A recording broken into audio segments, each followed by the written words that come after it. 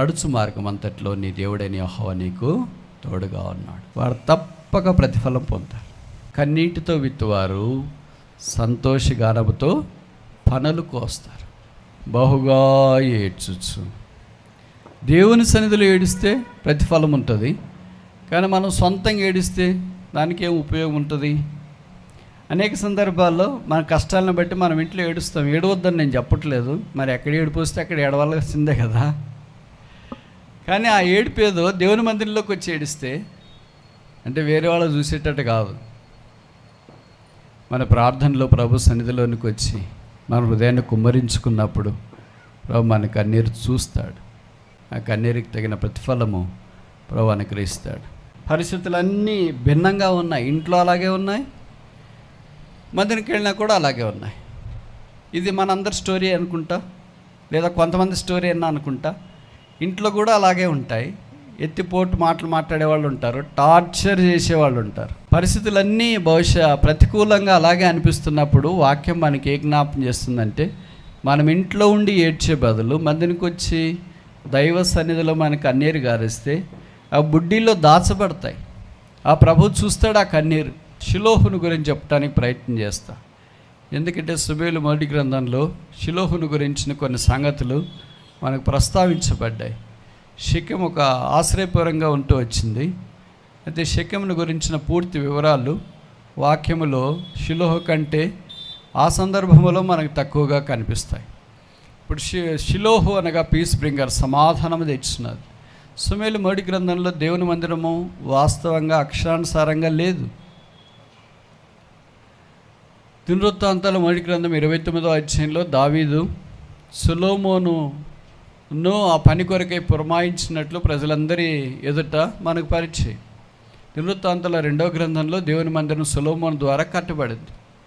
కానీ అంతకు మునిపే మందిరం అనే పదము వాడబడుతూ వచ్చినట్లు వాక్యంలో మనం ఎరుగుదు.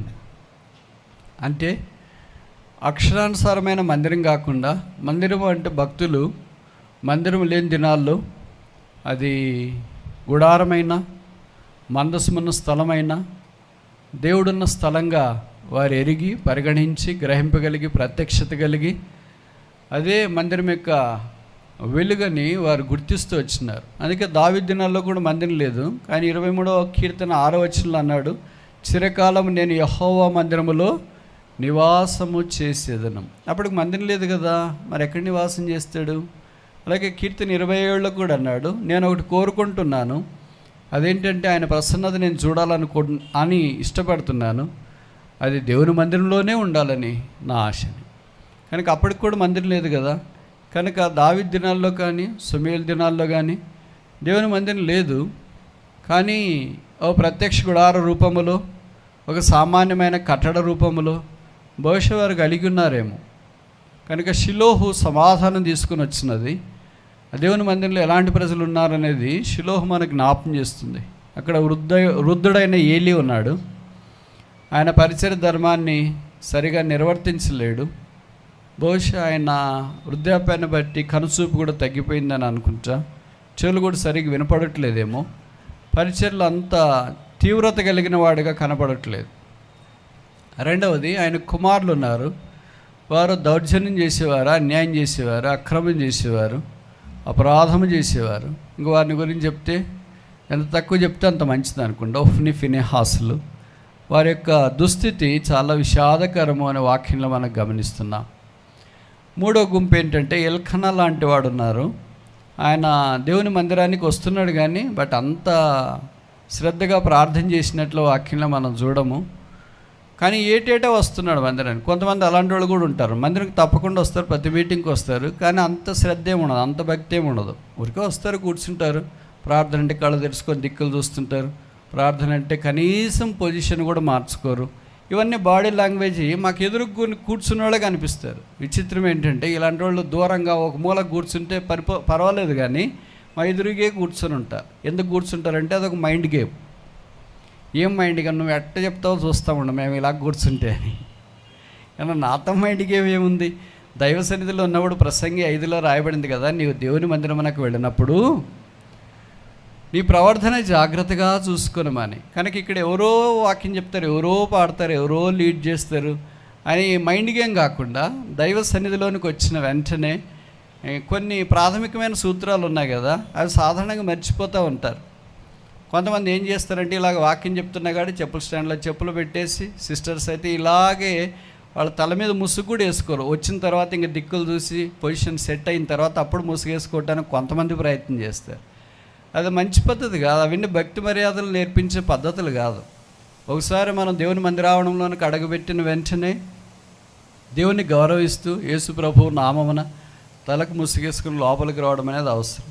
రెండో చెప్పులు వేసుకొని ఇలాగే తిరుగుతుంటారు. ఇవన్నీ భౌతికమైనవే, చిన్న చిన్న విషయాలే, కానీ fundas are important for a blessing.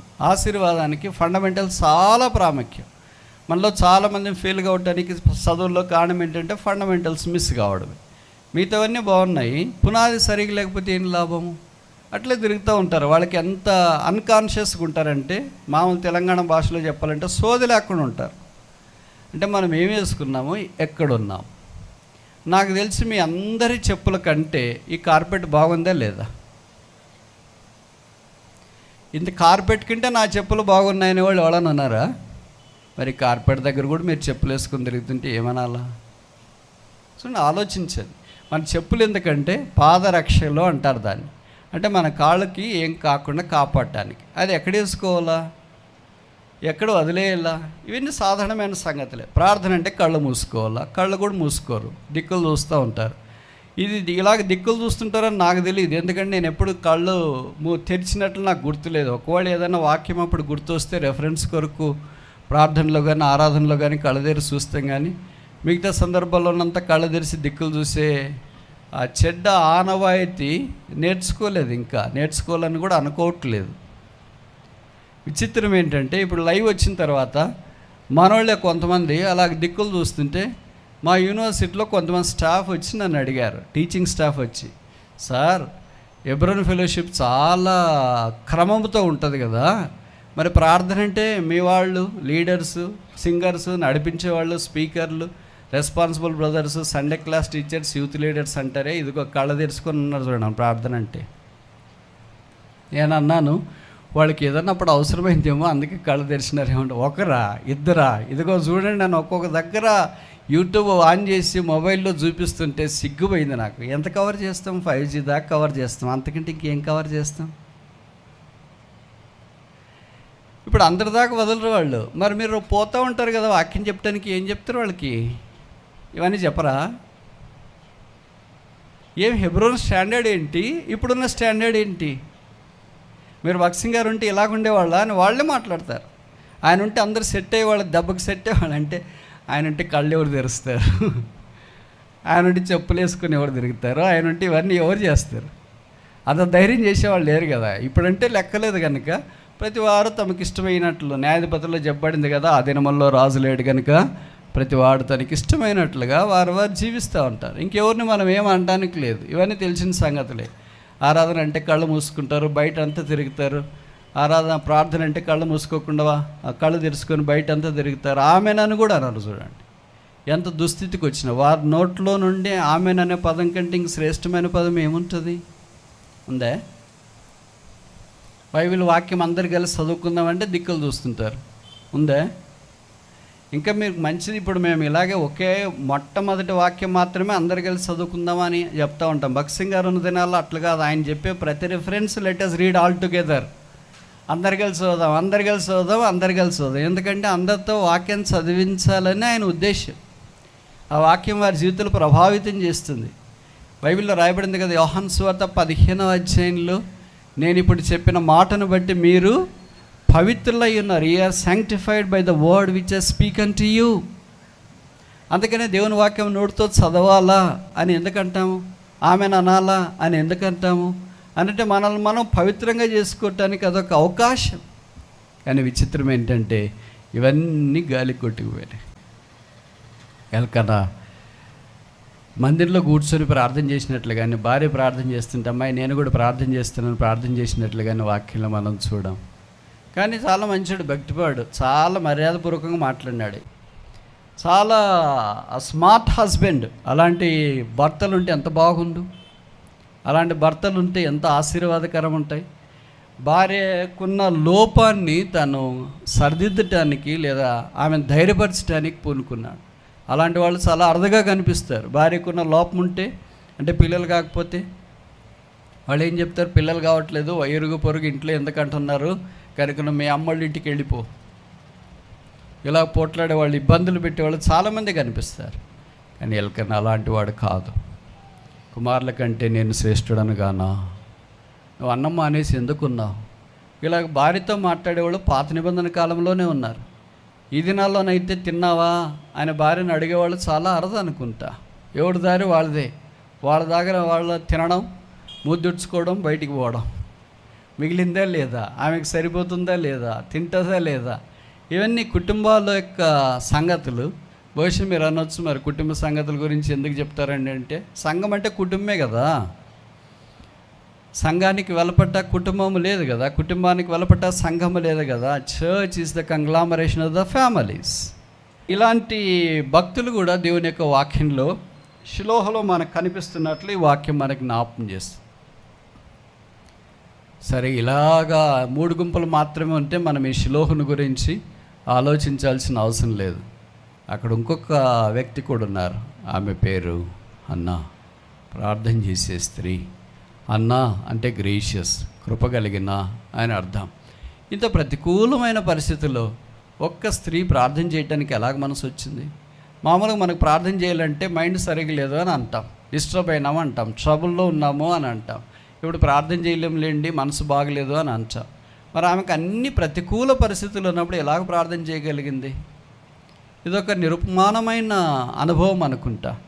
పరిస్థితులన్నీ అనుకూలంగా ఉన్నా ప్రార్థన చేయలేము మనము, పరిస్థితులన్నీ ప్రతికూలంగా ఉన్నా మనం ప్రార్థన చేయలేము. అనుకూలంగా ఉన్నప్పుడు ఎందుకు ప్రార్థన చేయలేమంటే అన్నీ బాగానే ఉన్నాయి కదా, ఇంక ప్రార్థనతో అవసరం ఏంటి అని అనుకుంటాం. ప్రతికూలంగా ఉన్నప్పుడు ఎందుకు ప్రార్థన చేయలేమంటే ఇంక చేత కదలే, ఏం ప్రార్థన చేస్తే ఎంత ప్రార్థన చేసినా రిజల్ట్ మాత్రం, అవుట్కమ్ మాత్రం సేమ్ టు సేమే కదా అని అనుకుంటాం. ఈ 2 పరిస్థితుల్లో మొత్తానికి ఎట్టికేలకు ప్రార్థన మానేస్తాం. ఇక్కడ ప్రార్థన గురించి చెప్పబడిన సంగతి ఏంటంటే, ఎల్లప్పుడూ ప్రార్థన చేయండి, మానక ప్రార్థన చేయండి, విసుకక ప్రార్థన చేయండి అని వాక్యంలో మనం గమనిస్తూనే ఉన్నాం. కనుక ప్రార్థన మానేసే వారి ద్వారా ప్రభు ఏ పని చేయలేడు. With prayer warriors God can prepare ఈ చర్చ్. ప్రార్థనా పాటల ద్వారా ప్రభు తన సంఘాన్ని సిద్ధపరుస్తాడు. అది ఉదయం చేసే ప్రార్థన, మధ్యాహ్నం చేసే ప్రార్థన, సాయంకాలం చేసే ప్రార్థన, 7 సార్లు చేస్తున్నారు. ఆ రోజుకి ఎప్పుడు చేసినా ప్రార్థన ఆధ్యాత్మికమైన ఆశీర్వాదాన్ని తీసుకొని వస్తుంది. కొంతమంది ప్రార్థన అని జూమ్లోకి వెళ్ళిపోయి ఉదయం నుండి రాత్రి దాకా దాంట్లోనే తిరుగుతున్నారు. Anything too much is do bad. ఏదైనా టూ మచ్ అయితే టూ బ్యాడ్. కనుక దాంట్లోనే తిరుగుతున్నారు, కానీ మరి బతుకు మారలేదు కదా. అదే అబద్ధాలే ఉన్నాయి, అదే కోపమే ఉంది. కొంతమంది నా దగ్గరికి వచ్చి ఎప్పుడైనా మాట్లాడేటప్పుడు చెప్తున్నాను, బ్రదర్, ఆ బ్రదర్ చాలా ప్రార్థన పడండి, ఈ సిస్టర్ చాలా ప్రార్థన పరులండి. మరి అంత ప్రార్థన పరులు అయితే ఇతరుల గురించి చాటి చెప్పడం, కొండలు చెప్పడం ఏం తగ్గలేదే, కోపం తగ్గలేదే, అసూయ తగ్గలేదే, పగ తగ్గలేదే, ఈర్ష తగ్గలేదే, ఇవన్నీ సైతాన్ యొక్క లక్షణాలు ఏం తగ్గలేదు, ఇంకా పెరుగుతున్నాయి. ప్రార్థన టైం పెరిగే కొలది ఇవన్నీ కూడా పెరుగుతున్నాయి. ఏంటి, ఎందుకు అలాగుంది? తగ్గాలి కదా, తగ్గట్లేదు. మన ప్రార్థన లేదా నా ప్రార్థన నా జీవితాన్ని ప్రభావితం చేయనప్పుడు నా ప్రార్థన ద్వారా వేరే వారి జీవితంలో ప్రభావితం చేయబడతాయని అనుకోవడం న్యాయమా? అంటే మీరు జూమ్ ప్రార్థన మానేయండి, లేకపోతే మిగతా ప్రార్థనలు మానేయండి అని కాదు ఇక్కడ అర్థం. చెప్పదలుచుకున్న సంగతి ఏంటంటే, ప్రతిదానికి బ్యాలెన్స్ ఉంటుంది, షార్ప్ లైన్ ఉంటుంది. ఆ లైన్ మనం ఏది దాటి అతిక్రమించినామో అప్పుడు దాని గురించిన ఆసక్తి కానీ అర్థం కానీ మనం కోల్పోవటానికి అవకాశం. హన్నా అలాంటి స్త్రీ కాదు. ఏటేటా షిలోహ ప్రార్థన మందిరానికి వెళుతుంది. పరిస్థితులన్నీ భిన్నంగా ఉన్నాయి. ఇంట్లో అలాగే ఉన్నాయి, మందిరికి వెళ్ళినా కూడా అలాగే ఉన్నాయి. ఇది మనందరి స్టోరీ అనుకుంటా, లేదా కొంతమంది స్టోరీ అన్నా అనుకుంటా. ఇంట్లో కూడా అలాగే ఉంటాయి.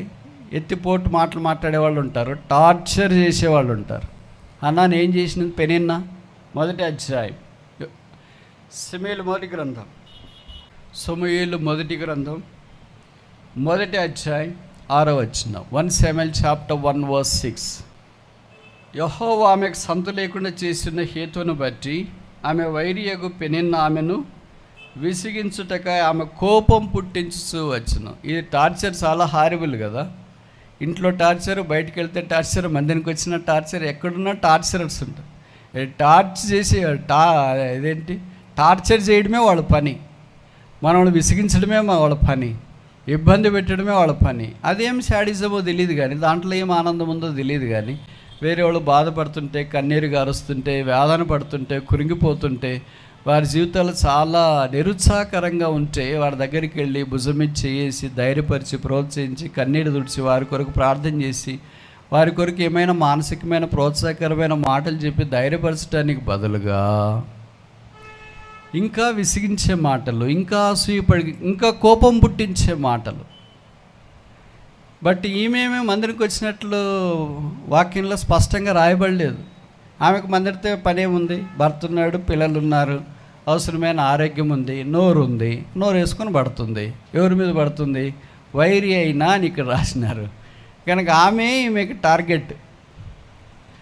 ఇంట్లో టార్గెట్, బయటకు వస్తే బయట ఉండలేరు. చూడండి, ఇలాంటి పరిస్థితులు కొంతమందికి ఉంటాయి. అయితే ప్రభుకి స్తోత్రాలు, ఆ మందిరాన్ని మానేయలేదు. ఇంకేం వెళ్తాంలే అని అనుకోలేదు, ఎక్కడికి వెళ్ళినా ఇదే కదా అని అనుకోలేదు. చాలాసార్లు మనం అలాగే అనుకుంటాం, ఇంట్లో ఉంటే టార్చర్, అక్కడికి వెళ్తే టార్చర్, ఇంకేం వెళదాంలే అని. పరిస్థితులన్నీ బహుశా ప్రతికూలంగా అలాగే అనిపిస్తున్నప్పుడు వాక్యం మనకి ఏ జ్ఞాపం చేస్తుందంటే, మనం ఇంట్లో ఉండి ఏడ్చే బదులు మందినికి వచ్చి దైవ సన్నిధిలో మనకు కన్నీరు గారిస్తే ఆ బుడ్డీలో దాచబడతాయి. ఆ ప్రభు చూస్తాడు ఆ కన్నీరు. కనుక హన్నా కన్నీరు ప్రభు చూచినాడు. ఇంట్లో ఎన్నిసార్లు ఏడ్చిందో రాయబడలేదు కానీ షిలోహు మందిరంలో ఆమె ఏడ్చిన సంగతులు మాత్రం ఆమె బైబిల్లో రాయబడినట్లు వాక్యంలో మనం చూస్తాం. చూడండి, సుమేలు మోడి గ్రంథం 1వ అధ్యాయం. సుమేలు మోడి గ్రంథం 1వ అధ్యాయం 10వ వచనం. బహు దుఃఖాక్రాంతురాలై వచ్చి యెహోవా సన్నిధిని ప్రార్థన చేయొచ్చు, బహుగా ఏడ్చుచ్చు. దేవుని సన్నిధిలో ఏడిస్తే ప్రతిఫలం ఉంటుంది, కానీ మనం సొంతంగా ఏడిస్తే దానికి ఏం ఉపయోగం ఉంటుంది? అనేక సందర్భాల్లో మన కష్టాలను బట్టి మనం ఇంట్లో ఏడుస్తాం. ఏడవద్దని నేను చెప్పట్లేదు, మరి ఎక్కడ ఏడుపు వస్తే అక్కడ ఏడవలసిందే కదా. కానీ ఆ ఏడుపేదో దేవుని మందిరంలోకి వచ్చి ఏడిస్తే, అంటే వేరే వాళ్ళు చూసేటట్టు కాదు, మన ప్రార్థనలో ప్రభు సన్నిధిలోనికి వచ్చి మన హృదయాన్ని కుమ్మరించుకున్నప్పుడు ప్రభు మన కన్నీరు చూస్తాడు. ఆ కన్నీరు బుడ్డీలు ఎత్తి పెడతాడు. ఆ కన్నీరుకి తగిన ప్రతిఫలము ప్రభు అనుగ్రహిస్తాడు. ఇప్పుడు ముందుకెళ్ళక మన ప్రశ్న ఏంటంటే, ఎంతకాలమైంది మందిరంలో దైవ కార్యముల కొరకే కన్నీరు కార్చక? ఎంతకాలమైంది యెహోవా సన్నిధిలో బాహుగా ఏడవాక? నాకు తెలిసి అలాంటి వాళ్ళు చాలా అరుదుగా ఉంటారు కదా. ఏడిస్తే ఇంకేమనుకుంటారంటే సిస్టర్ అని అనుకుంటారు. ఏంటి ఎప్పుడు ఇలాగ ఏడుస్తున్నాడని. బైబిల్లో గొప్ప భక్తులు ఏడ్చి ప్రార్థన చేసినారు దేవుని సన్నిధిలో. ఉదాహరణకి నెహెమ్యా 1వ అధ్యాయంలో నెహెమ్యా కూర్చుండి ఏడ్చి, నెహెమ్యా లాంటి ఏడవడమా? ఆయన అంతఃపురంలో పనిచేసేవాడు, షూషను కోటలో కబ్బేరర్, రాజుకు అత్యంత సన్నిహితుడైన వాడు. ఆయనకి ఏడవటానికి ఏం సీట్ రాలేదా? మెడిసిన్ సీట్ రాలేదా? ఎంసెట్ సీట్ రాలేదా? నీట్లో క్వాలిఫై కాలేదా? సివిల్స్ రాలేదా? ఏంది ఏడవటానికి అవసరమేముంది? దైవ సన్నిధిలో దైవ యొక్క అక్కర తీర్చబడకపోతే ఆయన దేవుని సన్నిధిలో కూర్చుండి ఏడ్చినట్లు వాక్యంలో మనం చూస్తాం. ఇక్కడ అన్నా కూడా బహుగా ఏడ్చొచ్చు అనే మాటలు రాయబడుతూ వచ్చినాయి. కనుక దేవుని సన్నిధిలో ఏడ్చే భక్తులుంటే జవాబిచ్చే ప్రభు ఉన్నాడు. నేను ఆ మధ్యలో ఎప్పుడో ఒకసారి చదివాను, నాకు కరెక్ట్గా ఎవరనేది గుర్తులేదు. ఆఫ్రికా ఖండానికి సువార్త పరిచర్య కొరకు ఒక మిషనరీ బయలుదేరి వెళ్ళాడంట. కొంతకాలం ఆయన అక్కడ పరిచర్య చేసిన తర్వాత పరిచర్య ఫలము అంటే కొంతమంది కూడా రక్షణలోనికి రాలేదు అని చాలా నిరుత్సాహపడ్డాడు. సాధారణంగా బోధకులు వాళ్ళకి ఉన్న ఫలం ఏంటంటే, ఎంతమంది ప్రభు కొరకు తీర్మానం చేసుకున్నారు, ఎంతమంది ప్రభు అంటే ఆసక్తి కలిగి కొంత ఊరట ప్రోత్సాహం మంచి ఈ తీర్మానంలోనికి వచ్చినారు అనేది వారికి ప్రోత్సాహకరమైన జీతంగా కనిపిస్తుంది, ఆనందంగా కనిపిస్తుంది. అందుకే పౌలు అన్నాడు కదా, మీరే నా కిరీటం, అతిశయం, సంతోషం. కనుక believers are the joy and they are the crown and they are the reward. ఈ బోధకుడు అక్కడ వాక్య పరిచర్య చేసి కొంతమందికి సువార్త ప్రకటిస్తే ఎవరు రక్షణ పడకపోతే ఆయన ఎవరు పంపించినారో ఆ దేశంలో పంపించిన లీడర్స్కి, నాయకులకు ఆ దినాల్లో టెలిగ్రామ్ ఉండేది. టెలిగ్రామ్ పంపించినాడంట. ఏం టెలిగ్రామ్ పంపించినాడంటే, my ministry bears no fruit, I want to come back. నా పరిచర్యకి ఏం ఫలితం లేదు, నేను తిరిగి ఈ దేశానికి రావాలని కోరుతున్నాను. మనమైతే ఏం చేస్తాం? లీడర్లుగా ఉంటే మనం భూమి ఎవరిని పంపించమనుకో, కనుక మనకేం తెలుస్తుంది అలాగా. కనుక ఇక్కడున్న లీడర్ ఇలాగ పంపించినాడంటే ఆయనకి టెలిగ్రామ్, రిప్లై టెలిగ్రాము 2 పదాలు, ట్రై టీయర్స్, కన్నీటితో ప్రయత్నించి. ఇప్పటిదాకా మామూలు ప్రయత్నం చేసినావేమో, కన్నీటితో ప్రయత్నించి. అందుకే 126వ కీర్తనలు ఉంది కదా, కన్నీటితో విత్తువారు సంతోషగానముతో పనులు కోస్తారు. ఆ కన్నీరే లేకపోయినప్పుడు సంతోషగానంతో పనులు కోసేది ఎలాగొస్తుంది? హార్వెస్టింగ్ ఎలాగొస్తుంది? హార్వెస్టింగ్ రాదు. హార్వెస్టింగ్ రావాలంటే దెర్ మస్ట్ బి సోయింగ్. విత్తనం వేయబడేది ఉండాలి. విత్తనం వేయబడేదే లేకపోతే ఇంకెప్పుడు హార్వెస్టింగ్ అనేది జరుగుతుంది. కనుక వాక్యం మనకు జ్ఞాపకం చేసే సంగతి ఏంటంటే, దైవికమైన విషయాల్లో ఎరగవలసిన ప్రాముఖ్యమైన సంగతి, దేవుని సన్నిధిలో ప్రార్థన కొరకై చేరి వచ్చినప్పుడు, అక్కర్ల కొరకై దేవుని దృష్టితో మనం చూసినప్పుడు తప్పక కన్నీరు వస్తుంది. మీకు తెలుసు కదా, యేసుప్రభు కూడా ఏడ్చినట్లు బైబిల్లో కనీసం 3 సందర్భాల్లో రాశారు. యేసుప్రభు యెరూషలేముకి వచ్చినప్పుడు లూకాసు వార్తలో దాని విషయమై ఏడ్చి అని రాయబడింది. యెరూషలేము దేవుని మందిరాన్ని మనకు జ్ఞాపకం చేస్తుంది. ఏదన్నా ఏ మందిరానికి వెళ్ళినా ఇదే కనిపిస్తుంది. ఏడుపు తప్ప ఇంకేముందంటారు? అతిశయము. ఎందుకు ఏడుపు? భోజనం పెట్టట్లేదనా? ఎందుకు ఏడుపు? గిఫ్ట్లు ఇట్లేదనా? ఎందుకు ఏడుపు? అయ్యో, దేవుని ధర్మశాస్త్రాన్ని దేవుని ప్రజలు నిరర్థకం చేసి ఉన్నారు. కీర్తనకాడు అన్నాడు కదా, దేవుని ప్రజలు ఆయన ధర్మశాస్త్రం నిరర్థకం చేసిన కారణం చేత నా కన్నీరు ఏరులై పారుతున్నాయి. కోర్స్ అది ఒక అలంకార రూపకంగా చెప్పిండొచ్చు, కానీ ఆయన ఆ బాధతో ఉన్నాడు. ప్రజలు ఎందుకు ఇలాగ అయిపోయారు, ఎందుకు ఇలాగ అయిపోయారు, ఎందుకు ఇలాగ అయిపోయారు అని. మాకు కూడా చాలాసార్లు అదే అనిపిస్తూ ఉంటుంది. మనుషులు 3 రకాలు తెలుసు కదా, బైబిల్లో రాయబడింది. వాక్యము వినువారు, చదువువారు, గైకొనవారు. Listeners, readers, keepers. మనలో చాలామంది 2 చేస్తాం, వింటాం, చదువుతాం. 3వది చాలా కష్టమే అనుకుంటా. దాని గురించి మనకు అవగాహన కూడా అంత ఎక్కువ శ్రద్ధ పెట్టము. అదేంటంటే వాక్యం గైకొనుట. బైబిల్లో రాయబడింది, యెహోవా వాక్యం గైకొనువాడు ధన్యుడు. Keepers of the word of God are the blessed. దేవుని వాక్యము ఎవరికి తక్కువ అని చెప్పండి? ఒక్కొరు మెదడు నింది ఇంతింత ఉంది, ఒక్కొరు పుస్తకాల్లో ఇంతింత ఉంది, ఒక్కొరు మొబైల్ ఫోన్స్లో ఎన్నెన్ని టన్స్ ఆఫ్ మెసేజెస్ ఉన్నాయి. ఎక్కడ తక్కువ ఉందంటారు? వాక్యం సమృద్ధి ఉంది, అదే సమయంలో చదువుతూ ఉన్నాం, రిసోర్సెస్ చాలా ఉన్నాయి, రకరకాల వర్షన్స్ కూడా మనం చదవచ్చు, తెలుగు, ఇంగ్లీషు, వేరే వర్షన్స్ అన్నీ. అక్కడ సమస్య ఏంటంటే గైకొనట్లోనే సమస్య. ఆ ప్రకారం జీవించడమే మనకు కష్టం. చిన్న మాట విధేయత అన్నాం అనుకో, ఇష్టం ఉండదు. తగ్గింపు అన్నామనుకో ఇష్టం ఉండదు. దీనత్వము అన్నామనుకో ఇష్టం ఉండదు. చిన్న చిన్న దైవికమైన విషయాలే ఇవి మనకి ఇష్టం ఉండదు. కానీ ఇవన్నీ ప్రభువు వెళ్ళాడు. బైబిల్లో యేసు ప్రభు వారిని గురించి రాయబడింది, he was obedient even under the death of the cross. శిలువ మరణం పొందినంతగా ఆయన విధేయత చూపించి. ఈ దినాల్లో విశ్వాసులు అంటే భయం వేస్తుంది. ఎందుకంటే బయట ఒక రకంగా ఉన్నారు, లోపల ఒక రకంగా ఉన్నారు. What is outward is not what is inside, what is inside is not what is out side. బయట నోట్లో మాట్లాడేది ఎలాగున్నారో హృదయం అలాగుండదు. నోరు is directly or inversely proportional to the heart. అంటే నోరులో ఏం మాట్లాడుతున్నారో హృదయానికి వ్యతిరేకంగా ఉంటుంది. అది ఎందుకు నేర్చుకున్నారో తెలియదు, ఎందుకు ఈ చెడ్డ అలవాట్లన్నీ వచ్చినాయో తెలియదు. దాదాపు 20 ఏళ్ళ క్రితం ఒక విశ్వాసం అంటే పూర్తిగా నమ్మేవాళ్ళు. ఎవరైనా ఎంత నమ్మేవాడు అంటే ప్రాణం ఇచ్చేంత నమ్మేవాడు. యోహాను భక్తుడు అలాగే రాశాడు మొదటి పత్రికలో, మీరు మీ సహోదరుని కొరకు ప్రాణం పెట్ట బద్దులై ఉన్నారు. ఇప్పుడా ప్రాణం పెట్టే సంగతి పక్కన పెట్టి, కానీ ప్రాణం తీయకపోతే చాలు.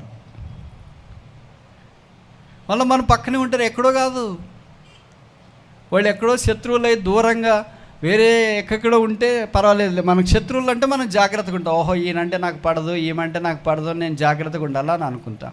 అలా కాకుండా మన పక్కనే ఉండేవాళ్ళు ఇంత శత్రువులు అయితే, ఎలాగ సౌలు దావీదుకి శత్రువు అయితే దావీదు ఇంక ఎలాగుండాలా? మొర్దెకైకి హామాను శత్రువు అయితే మొర్దెకై ఎలాగుండాలా? హెబేలుకు కయీను శత్రువు అయితే హెబేలు ఎలాగుండాలా? హన్నాకు పెనిన్నా శత్రువు అయితే ఆమె ఎలాగుండాలా? దేవుని ప్రజలైన వారికి ఒఫ్ని ఫినెహాసులు శత్రువులు అయితే వాడు దేవుని మందిరానికి ఎలాగ రావాలా? ఆ శత్రుత్వం వాక్యంలో కూడా కనిపిస్తూనే ఉంది. వాళ్ళు అలాగే ఉన్నారు. విచిత్రం ఏంటంటే వాడు తప్పక ప్రతిఫలం పొందుతారు.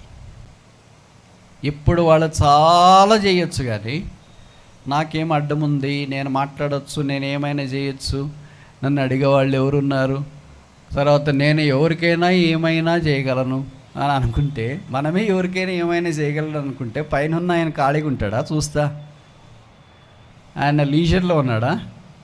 బైబిల్లో రాయబడింది, ఇశ్రాయేలును కాపాడేవాడు కొనుకడు నిద్రపోడు. అందుకే బైబిల్ సెలవిస్తుంది, తన యందు భయభక్తులు గల వారిని బలపరచుట కొరకై, యథార్థ హృదయాలను బలపరచుట కొరకై యెహోవా కనుదృష్టి లోకమంతటా సంచారం చేస్తుంది.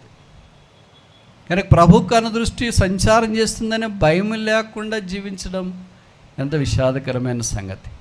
విశ్వాసుల మధ్యలో దైవ భయం పూర్తిగా కొరవడిన కారణం చేత దైవ సన్నిధిని ఆపేక్షించలేని దుస్థితిలోనికి వచ్చేసారు.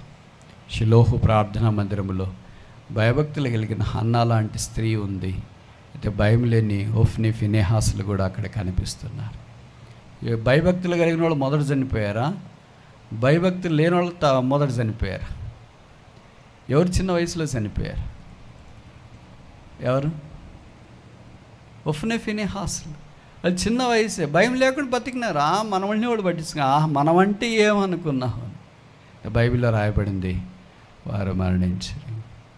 అంటే ఈ దినాన్ని అలాంటి వాళ్ళు భౌతికంగా మరణిస్తారని మేము చెప్పట్లేదు. వాక్యం ఏం చెప్తుందంటే అలాంటి వాళ్ళు ఆత్మీయంగా మరణించినారు. They are spiritually dead. వారు కంపు, వాసన, దుస్థితి. విచిత్రం ఏంటంటే వాళ్ళు అలాగే కొనసాగుతున్నారు. అయ్యో మారదాము ప్రభువా, నా చనిపోయిన ఈ దుస్థితి, కంప దుస్థితిని మీరు మార్చు, ఇది ఇంక చాలు ప్రభువా అని ప్రభు శిలువ దగ్గరికి వచ్చి క్షమాపణ కోరి రక్తంలో కడుక్కొని పరిశుద్ధపరచబడి ముందుకు సాగిపోతే ఎంతో బాగుండు. విచిత్రం ఏంటంటే అలాంటి వాళ్ళు చెప్పేది, మందిరాల్లో ఎవరు బాగున్నారు? మీరు బాగున్నారా? మీరంటే మీరు కాదు, వాళ్ళు మమ్మల్ని వేసే ప్రశ్న, మీరు బాగున్నారా? స్టేజ్ మీద ఉన్నవాళ్ళు బాగున్నారా? స్టేజ్ కింద ఉన్నవాళ్ళు బాగున్నారా? ఎల్డర్స్ బాగున్నారా? సేవకులు బాగున్నారు? ఎవరు బాగున్నారని చెప్తారు బ్రదర్. ఎవరు బాగలేరు, కనుక నేను కూడా బాగలేను. అది కంక్లూషనా? ఎవరు బాగలేకపోతే మీరు బాగుండొచ్చు కదా. విచిత్రం ఏంటంటే వారు బాగుపడటానికి సరైన పరిష్కారం యేసు ప్రభువే అని ఎరిగి ఆయన దగ్గరికి రావటానికి బదులుగా బాగుపడటానికి ఇష్టం లేకుండా ఏదో ఒక సాకులు చూపించి వారి జీవితాన్ని అలాగే కొనసాగిస్తున్నారు. బైబిల్ సెలవిస్తుంది, పాపం వల్ల జీవితం మరణము, అయితే దేవుని కృపావరం మన ప్రభువైన యేసుక్రీస్తునందు నిత్య జీవము. ఇది సువార్త వాక్యం మాత్రమే కాదు, ఇది రోమీయులకు రాశారు. రోమీయులు అన్యులు కాదు, రక్షణ పొందిన వారే, వారొక సంఘమే. కనుక సువార్త వాక్యాలు ఎక్కువ సంఘానికి సంబంధించిన సందర్భాలనే వాడబడుతున్నాయన్న సంగతి మనం గుర్తించాలా. కనుక ఇప్పటికైనా అలాంటి పరిస్థితుల నుండి తప్పించబడి దేవుని మందిరము, దేవుని నివాస స్థలము, ఆయన ఇల్లు, ఆయన ఇంట్లో నమ్మకస్తులైన వారిని ఆయన వెతుకుతున్నాడు.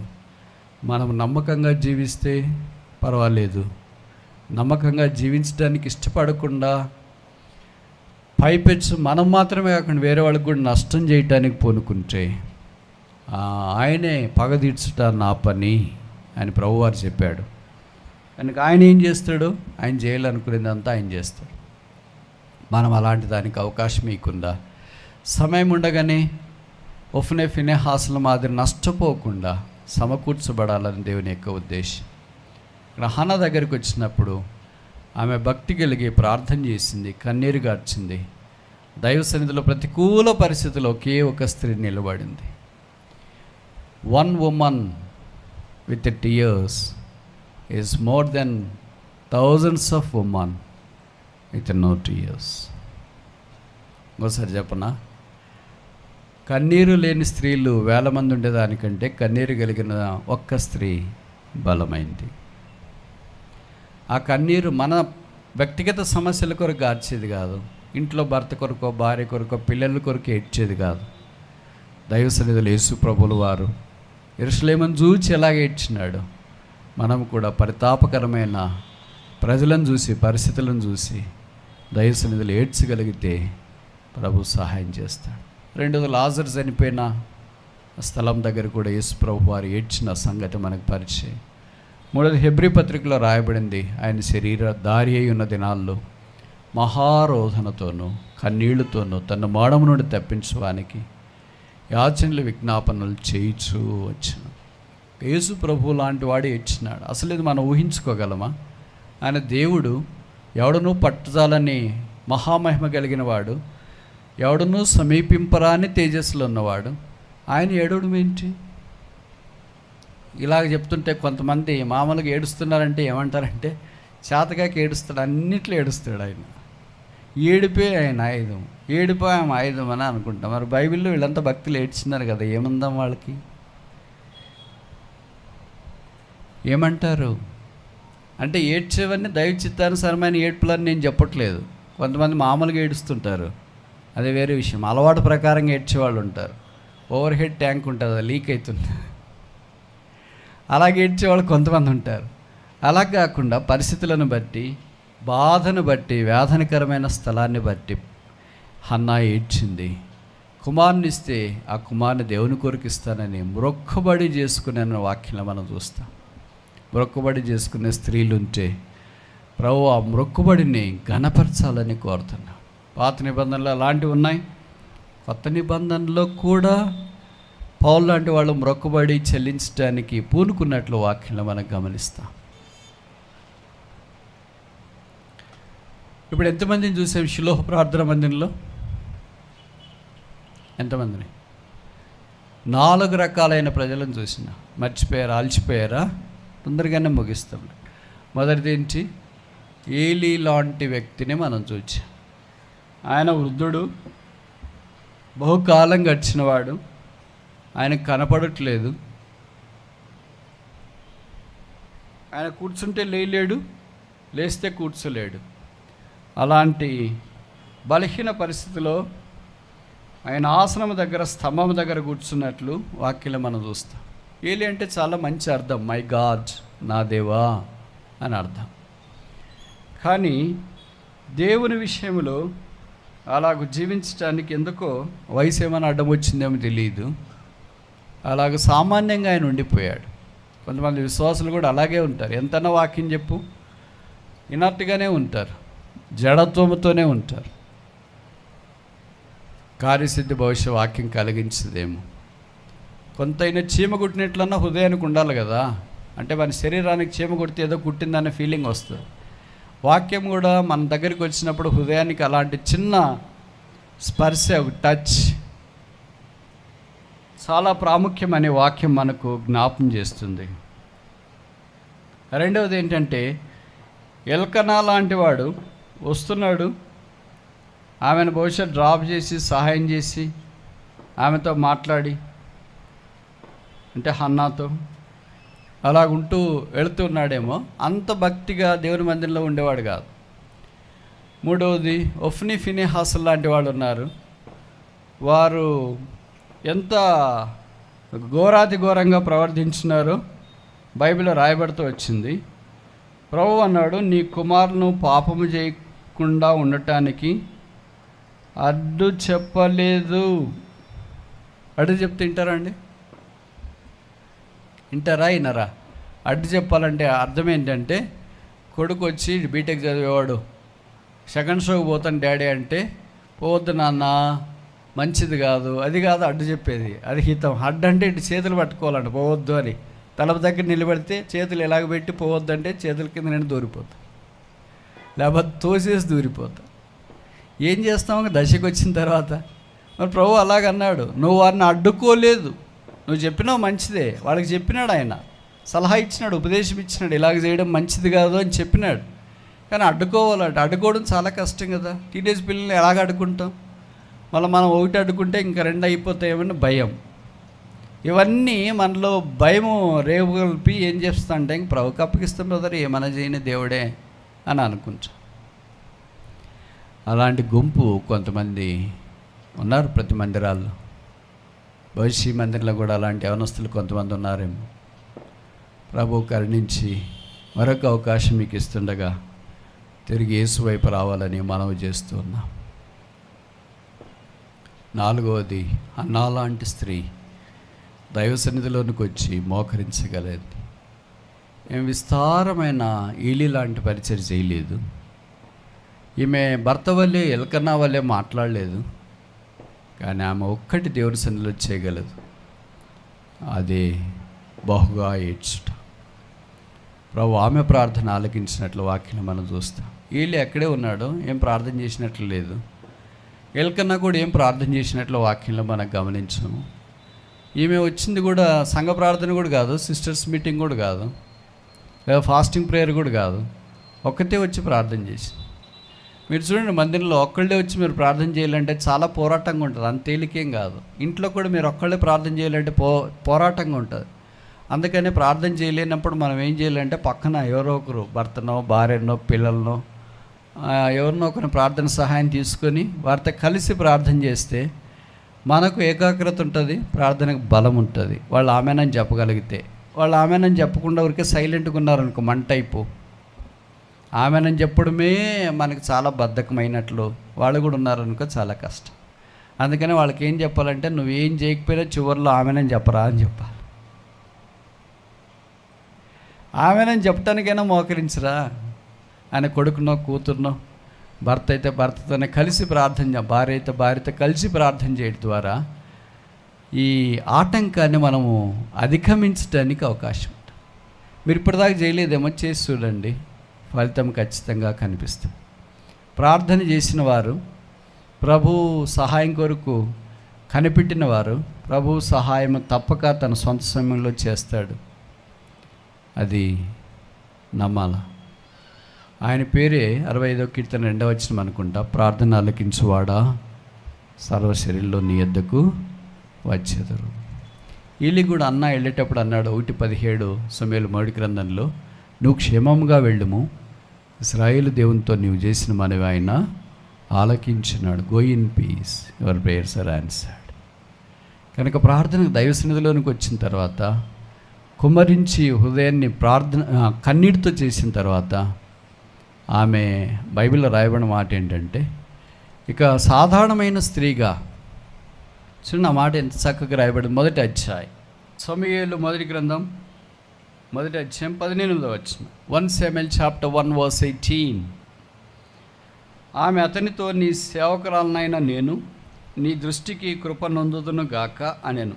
తర్వాత ఆ స్త్రీ తన దారిని వెళ్ళిపోయి భోజనం చేయించు నాట నుండి దుఃఖముఖిగా నుండుట మానెను. మందిరానికి వచ్చిన తర్వాత మనం మారాలి కదా. వచ్చేటప్పుడు ఎలాగొచ్చింది? దుఃఖముతో వచ్చింది. ఉన్నప్పుడు ఎలాగుంది? బహుగా ఏడ్చింది. వెళ్ళేటప్పుడు ఎలాగెళ్ళింది? తన దారిని సంతోషంగా భవిష్యత్తు వెళ్ళిందేమో. తర్వాత పస్తుండే ఆమె ఇప్పుడు భోజనం చేసినట్లు వాక్యంలో రాశారు.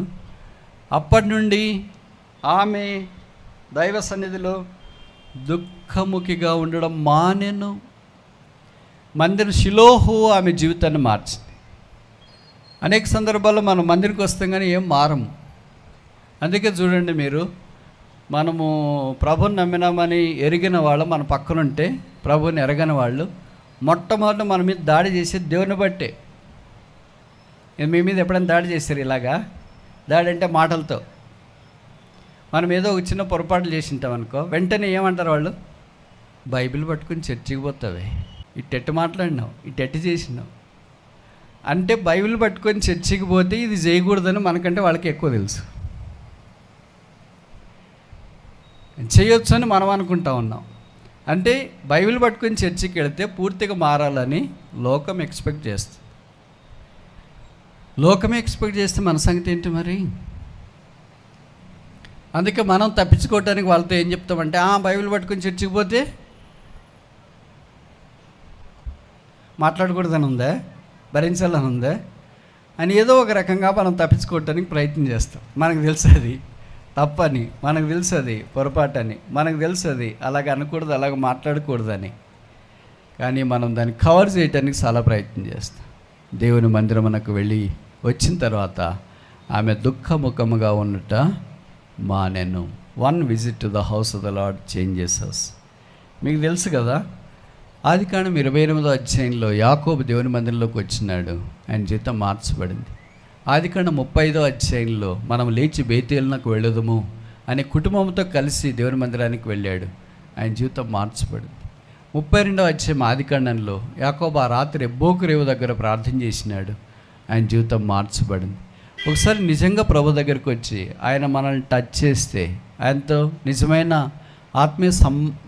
ఆత్మీయ సంభాషణ మనకుంటే, ఆత్మీయమైన సంబంధం మనం కలిగి ఉంటే ఖచ్చితంగా ఆయన లక్షణాలు మనలో ఫ్యూజ్ అవుతాయి, గ్రాఫ్ట్ అంటుకట్టుబడతాయి.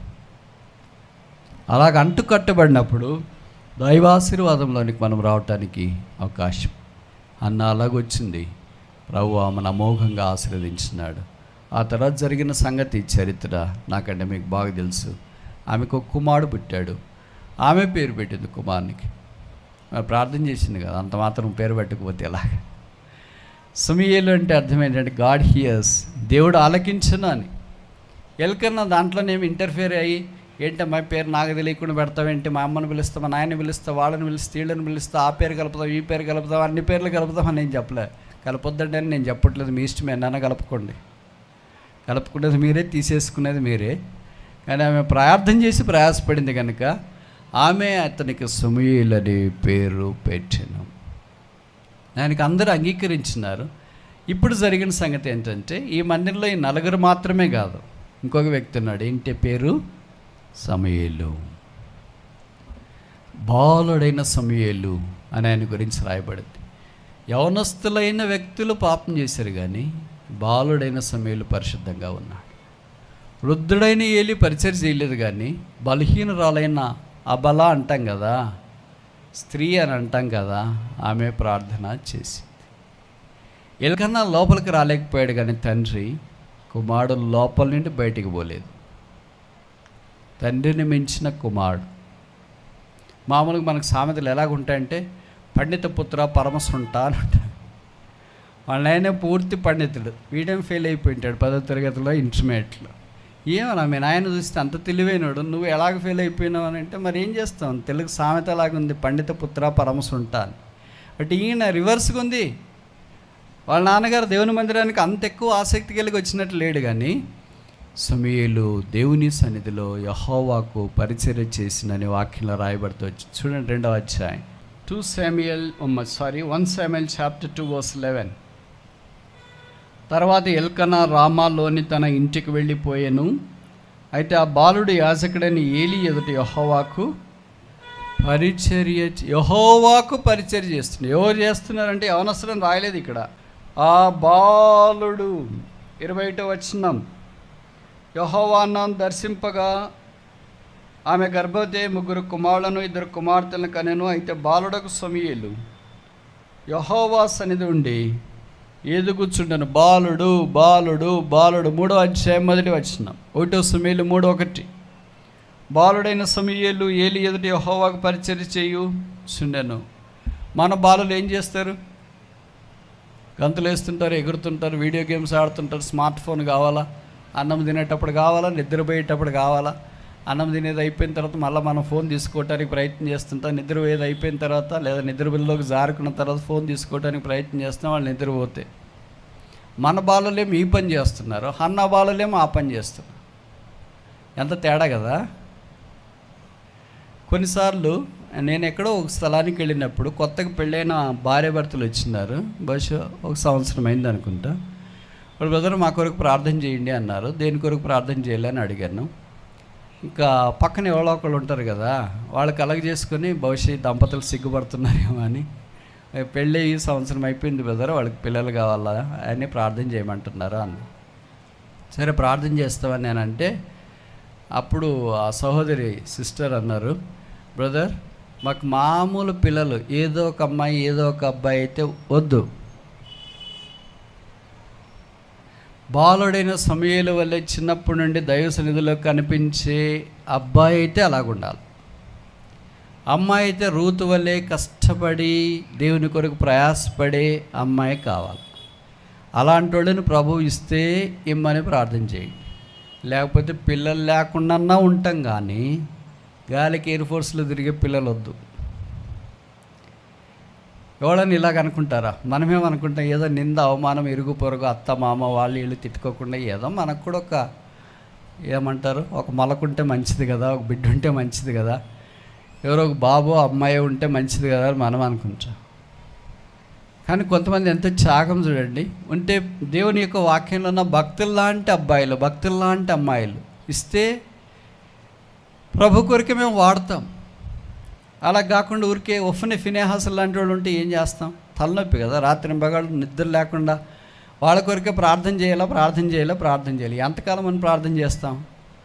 వాళ్ళని గురించి విపరీతమైన కంప్లైంట్ ఉంటాయి, ఎరుగు పొరుగు వారు ఈరని, ఎంతకాలం అని అలాగ ఉంచాం.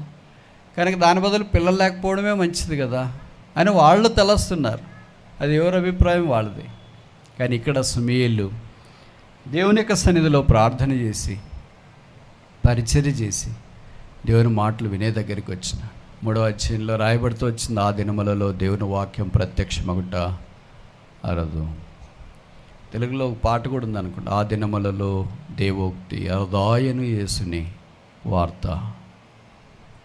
అలాంటి దినాల్లో బాలుంతో దేవుడు మాట్లాడటానికి ఇష్టపడి భక్సింగ్ గారికి ఇష్టమైన వాక్యాలు అదొకటి. 1 సమూయేలు 3:9. నాకు తెలిసి ఆ వాక్యం లేకుండా ఎక్కడ ఆయనకి ప్రసంగం చేసినట్లు కుదరదు అనుకుంటా. Speak Lord for thy servant heareth, యెహోవా ఆజ్ఞ నిమ్ము, నీ దాసుడు ఆలకించుచున్నాడు. ఆలకించే దాసుడు.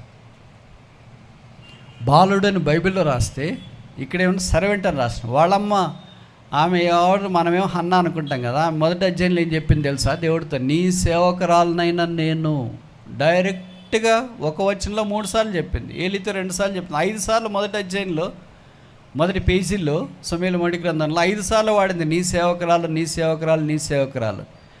ఈ మాట ఇప్పుడు చాలా సెన్సిటివ్, కాంట్రవర్షియల్కి కూడా ఉంటుంది. ఆమె ఫుల్ టైం కాదు కదా, ఆమె ఎట్ట సేవకురాలు అవుతుంది, ఎక్కడ తర్బీదు పొందింది, ఎక్కడ ఆమె పరిచయంలో ముందుకు సాగిపోయింది అని రకరకాలుగా మనం అనుకుంటామేమో. అంటే ఆమె వాడింది ఆ పదము, ప్రభు ఆ పదాన్ని కూడా అంగీకరించినాడు. దీన్ని బట్టి మనకేం అర్థమవుతుందంటే ఆమె ఫుల్ టైం మనం అనుకునే మాదిరి సేవకురాలు కాకపోయినా దేవుని సేవించట్లో ఆమెను మించిన వాళ్ళు ఆ దినాల్లో లేరంటే తప్పు కాదేమో. అందుకని దేవుడు ఆ టైటిల్, ఆ బిరుదు కూడా అంగీకరించినాడు. నీ సేవకురాలనైనా నేను. ఇప్పుడు సేవకురాల్లో నుండి ఎవరిని తీసుకుని వచ్చినాడు? సేవకుడిని తీసుకొని వచ్చినాడు. దాసుడు అంటే సేవకుడే. ఎలాంటి దాసుడు? దేవుని మాటలు నేరుగా వినే దాసుడు. ఎలాంటి దాసుడు? ఆయన గురించి బైబిల్లో రాయబడిన దాని మొదలుకొని బేర్షెబా దాకా ఆయన చెప్పిన మాటలు ఒక్కటి కూడా తప్పిపోలేదంట. మనం చెప్పిన మాటలు ఒక్కటి కూడా నెరవేరుతుంది. ఎంత తేడా ఉంది చూడండి. ఆయన ప్రవక్త గొప్పవారిని అభిషేకించినాడు. ఇశ్రాయేలు మొదటి రాజైన సౌలును అభిషేకించినాడు. ఇశ్రాయేల్ 2వ రాజు దేవుని హృదయానుసారుడైన దావీదును అభిషేకించినాడు. ఆయన పేట 2 పుస్తకాలు రాయబడ్డాయి. ఇప్పుడు చెప్పండి, సులోహ మందిరంలో ఈ 5 రకాలైన వాళ్ళు ఉన్నారు కదా. సమూయేలు మొదటి గ్రంథం, సమూయేలు 2వ గ్రంథము పుస్తకాలు పేరు లేకుండా, టైటిల్ లేకుండా మనకిచ్చి ఏ టైటిల్ పెడతారు ఈ 5 మందిలో అంటే ఎవరు టైటిల్ పెడతాం? ఎవరి పేరు పెడతాం? మీరు ఎవరు పెట్టరా? స్త్రీలు కనుక ఈశ్వరులుగా ఏమంటారు? హన్నా పేరు పెట్టాలని అంటారు. హన్నా మొదటి గ్రంథము, హన్నా 2వ గ్రంథము. అంటే ఆమె ప్రార్థన చేసింది 1వ అధ్యాయంలో, ఆ తర్వాత నిష్క్రమించింది. 2వ అధ్యాయంలో ప్రభువును స్తుతించింది, కానీ ఆ తర్వాత ఎందుకు అదృశ్యమైంది. ఆ తర్వాత సమూయేలు డయాస్ మీదకి వచ్చిన, సీన్లోకి వచ్చిన, దేవుడు ఆయన ద్వారా బలమైన కార్యాలు జరిగిస్తూ వచ్చిన. అందుకని ఆయన పేరిట మొదటి 2 గ్రంథాలు మనకు కనిపిస్తాయి. ఇప్పుడు ప్రతి మందిరంలో కనీసం ఒక హన్నాన ఉంటారు, ప్రతి మందిరంలో కనీసం ఒక సమూయేలు అన్న ఉంటారు. కానీ నాకు తెలిసి ఏ మందిరంలో కూడా ఏలీ ఉండడు, ఏ మందిరంలో కూడా ఎల్కన్నా ఉండడు, ఏ మందిరంలో కూడా పెనిన్నా లేరు. ఇప్పటిదాకా నేను వినలేదు. మరి చాలా మందిరాలు వెళ్ళాను కదా, ఎవరైనా పేరు అడిగితే ఏం పేరు బ్రదర్ అంటే ఏలీ బ్రదర్ ప్రార్థన చేయండి అని ఎవరు అనలేదు. ఎల్కన్నా బ్రదర్ నా కొరకు ప్రార్థన చేయండి అని ఎవరు అనలేదు. ఒఫ్నీ బ్రదర్ నా కొరకు ప్రార్థన చేయండి అని ఎవరు అనలేదు. కానీ సమూయేలు ఉన్నారు, హన్నాలు ఉన్నారు. దేవుని మందిరాన్ని విడిచిపెట్టకుండా వారు హత్తుకునే కారణం చేత ప్రభు వారిని గణపరిచినాడు. వాక్యంలో మనం చూస్తాం కదా, యెహోషువకు దేవుడిచ్చిన వాగ్దానం ఏంటంటే, నీవు నడుచు మార్గం అంతట్లో నీ దేవుడైన యెహోవా నీకు తోడుగా ఉన్నాడు. షిలోహు మన ఆత్మ సంబంధమైన మార్గముగా ఉండాలని ప్రభు కోరుతున్నాం. ఈ యాత్రలో మనం సాగిపోతుండగా దైవ మందిరాన్ని అంటిపెట్టుకున్న వారమై నెహెమ్యా దినాల్లో మాదిరి మేము మా దేవుని మందిరమును విడిచిపెట్టమనే శ్రద్ధాసక్తులతో దైవ మందిరాన్ని ప్రేమిస్తూ దేవుని రాకడ కొరకు ఎదురు చూడాలి. కొత్త నిబంధనలో ఆ మందిరము యేసుక్రీస్తు ప్రభువే. ఇదిగో దేవాలయం కంటే గొప్పవాడు ఇక్కడ ఉన్నాడని యేసు ప్రభులు వారు అన్నారు. అలాగే యోహాను సువార్త 2వ అధ్యాయంలో యేసు ప్రభు అన్న, యోహాను సువార్త 2వ అధ్యాయంలో యేసు ప్రభు అన్నాడు, ఈ దేవాలయాన్ని పడగొట్టి 3 దినాల్లో నేను లేపుతాను. 3 దినాలు ఎలాగ లేపుతాడు అని అంటే, అప్పుడు చెప్పబడిన మాట వాక్యంలో మనం చూస్తాం కదా, శరీరమైన దేవాలయమును గురించి ఆయన ఈ మాట చెప్పాను. అలాగే ప్రకటన గ్రంథం 21వ అధ్యాయంలో మనం చూస్తే, ఇదిగో మనుషుల మధ్యలో దేవాతి దేవుడు వాసము చేయించున్నాడు. ఇంకా అలాగే మనం ముందుకెళ్తే గొర్రెపిల్లే దేవాలయమై ఉన్నాడు. కనుక ఓ దినాన మనము పరలోక రాజ్యంలో ఆ గొర్రెపిల్ల దగ్గరికి వెళ్తాం. అక్కడ ఇలాంటి పవర్ కట్టు రాత్రి లేదు, చీకటి లేదు, అక్కడ బాధ లేదు, అక్కడ వేదన లేదు, అక్కడ కృంగదం లేదు, అక్కడ అవమానం లేదు, అక్కడ అన్నిటికి మించి పాపం లేదు. అక్కడ ఈ మాట చెప్తాను కొంచెం, మరి పొమ్మంటారా బ్రదర్ అక్కడికి అని. ఎందుకంటే మనకు చాలా ఇష్టమైంది కదా అది. పాపము లేని రాజ్యం, అపవిత్రత లేని రాజ్యం, సూర్యుడు లేని రాజ్యం, రోగము లేని రాజ్యం. కనుక ప్రభువు రాబోతున్నాడు. ఆ రాజ్యంలో మనం అందరం ఉండాలని ఆ గుమ్మములు ద్వారములు ముత్యములతో, ముత్యము అంటే చాలా ప్రశస్తమైంది. బైబిల్లో కొన్ని సందర్భాల్లోనే ఆ మాట వాడబడుతూ వచ్చింది. కానీ ప్రభు సిద్ధపరిచిన దాంట్లో చూడండి, ఆ మాట ఎంత చక్కగా రాశారు. 21 ప్రకటన గ్రంథం, ప్రకటన గ్రంథం 21వ అధ్యాయం. ప్రకటన గ్రంథము 21వ అధ్యాయం. ఎన్నో వచనం అది?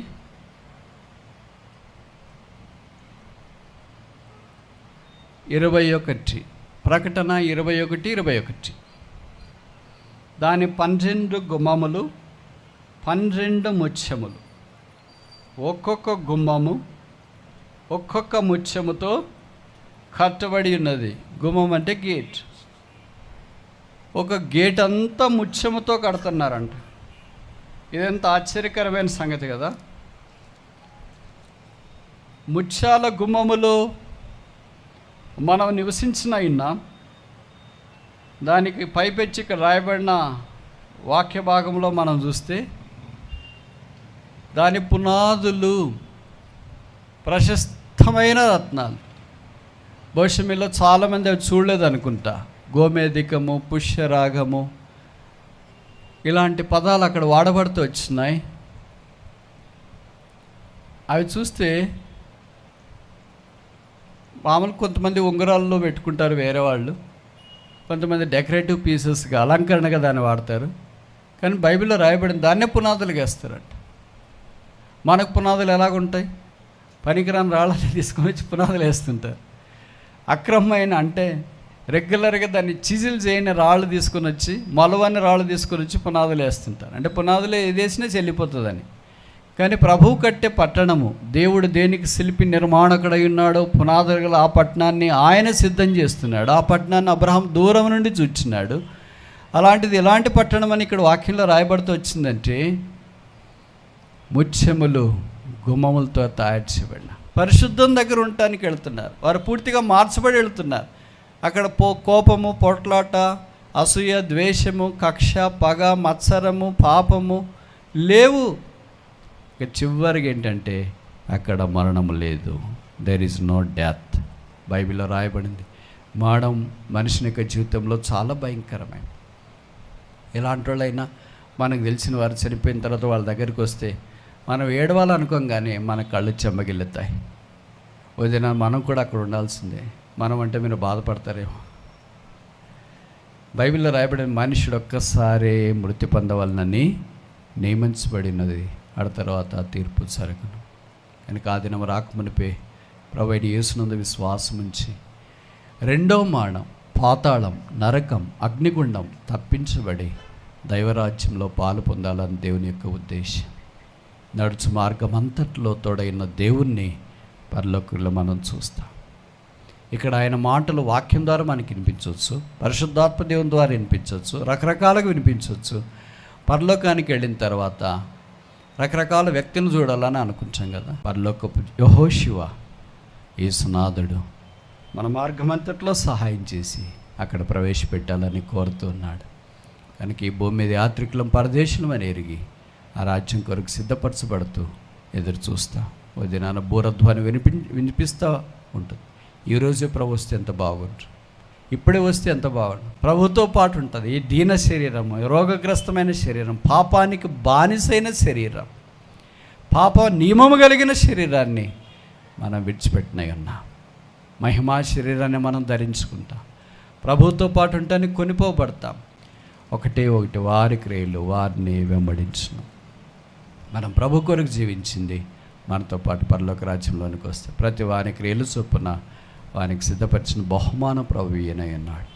అలాగూ ఆ ప్రభువుతో పాటు సదాకాలము ఆయన రాజ్యములో, మహిమా రాజ్యంలో ఉంటూ ఆయనను చూస్తూ, ఆయనను ఆరాధిస్తూ, ఆయనను పోలి జీవించినట్లుగా ప్రభు మనకు సహాయం చేయను గాక.